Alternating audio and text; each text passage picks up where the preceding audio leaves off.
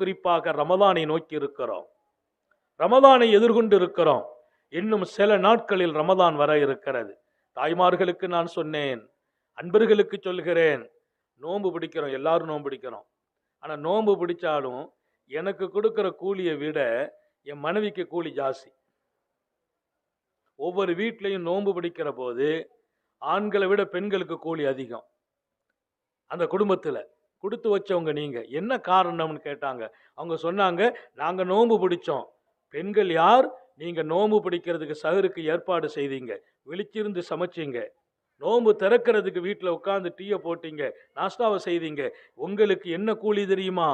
நோன்பு பிடிச்ச கூலியும். உங்க வீட்டில் 5 பேர் இருக்கிறாங்க, உங்க வீட்டில் 7 பேர் இருக்கிறாங்க. அந்த 7 பேருக்கு சஹருக்கு ஏற்பாடு செய்து அந்த 7 பேருக்கு மனம் கோணாம நோன்பு திறக்க ஏற்பாடு செய்தீங்களே, அந்த 7 பேர் பிடிச்ச நோன்பின் கூலியும் சேர்த்து உங்களுக்கே கிடைக்கும்.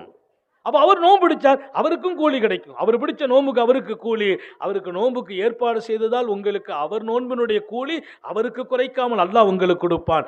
என்ன தவம் செய்தீர்கள் தாய்மார்களே, என்ன தவம் செய்தீர்கள்? இதனால எங்க வீட்டில் எப்படி தெரியுமா? அதிகாலையில் 3 மணிக்கெல்லாம் நான் எழுஞ்சிருவேன்.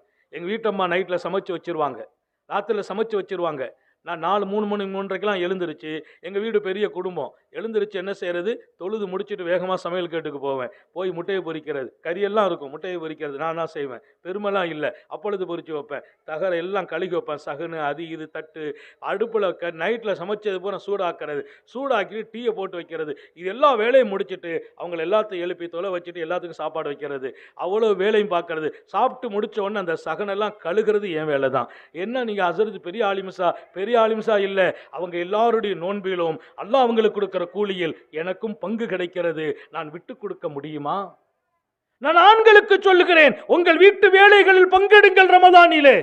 உங்கள் மனைவியோடு தோள் கொடுங்கள் ரமதானிலே.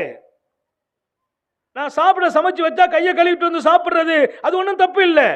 நீங்க ஹெல்ப் பண்ணுங்கள், நோன்பாளியின் கூலி உங்களுக்கு கிடைக்கும். நோன்பு ரொம்ப முக்கியம்.